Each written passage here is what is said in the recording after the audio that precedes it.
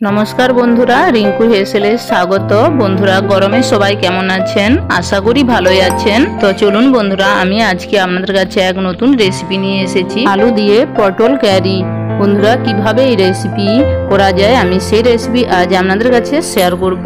তার আগে বন্ধুরা, আমার চ্যানেলটা লাইক সাবস্ক্রাইব করে দিন এবং পাশের বেল বাটনে ক্লিক করে রাখবেন, যাতে করে নতুন নতুন ভিডিও প্রথমেই আপনার কাছে আমি পৌঁছে দিতে পারি। তো চলুন বন্ধুরা, রেসিপিটা দেখে নেওয়া যাক।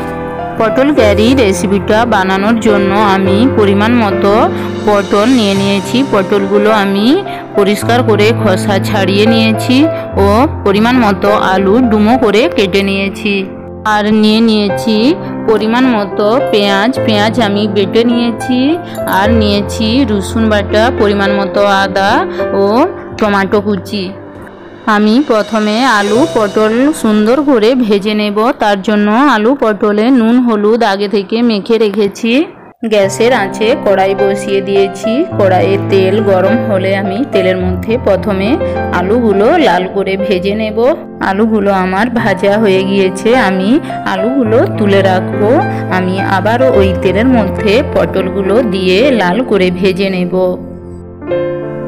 আমার পটল আলুগুলো ভাজা হয়ে গিয়েছে, আমি লাল করে ভেজে নিয়েছি। আমি আবারও ওই তেলের মধ্যে সামান্য পরিমাণ তেল নিয়ে নেব।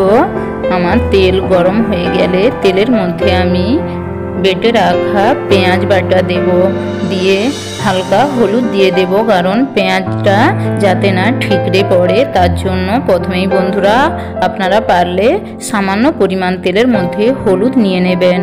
হালকা পেঁয়াজ ভাজা হয়ে গেলে ওর মধ্যে আমি রসুন বাটা আদা বাটা অ্যাড করব।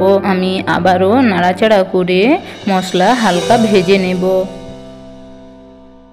আদা রসুন আমার হালকা ভাজা হয়ে গিয়েছে, আমি এবার এর মধ্যে টমেটো কুচি অ্যাড করব। এবার আমি এর মধ্যে পরিমাণ মতো লঙ্কা গুঁড়ো ও হলুদ গুঁড়ো দিয়ে আমি আবারও ভালোভাবে নেড়ে চেড়ে নেব।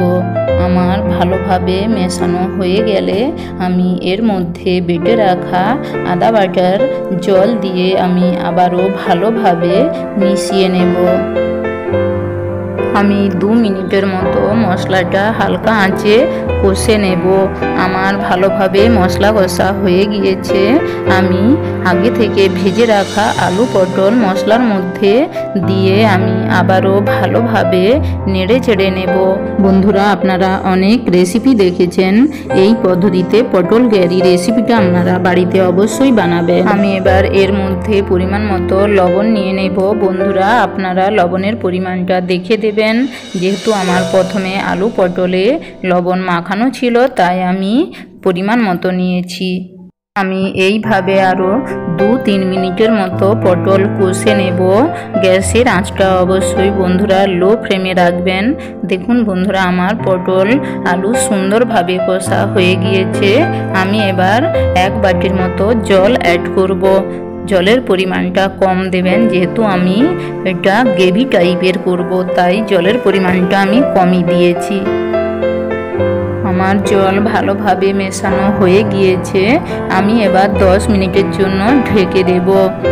10 মিনিট পর দেখুন বন্ধুরা, আমার রান্নাটা হয়ে এসেছে। আমি আবার 2 মিনিটের জন্য নেড়ে চেড়ে নেব। আলু পটলের গ্রেভিটা গাঢ় হয়ে গিয়েছে। এবার আমি গ্যাসের আঁচটা বন্ধ করে আমি একটা পাত্রে ঢেলে আপনাদের দেখাচ্ছি। দেখুন বন্ধুরা, দেখতে কত সুন্দর লেগেছে এবং খেতেও দুর্দান্ত। বন্ধুরা, আপনারা বাড়িতে অবশ্যই একবার হলেও এইভাবে রান্না করে খাবেন। বন্ধুরা, আমার রান্নাটা যদি আপনাদের ভালো লাগে, আপনারা অবশ্যই সাবস্ক্রাইব করে দেবেন এবং পাশের বেল বাটনে ক্লিক করে রাখবেন। আজ তবে এতটাই বন্ধুরা, আবার দেখা হবে নতুন কোনো রেসিপি নিয়ে। ততক্ষণে আপনারা ভালো থাকুন, সুস্থ থাকুন।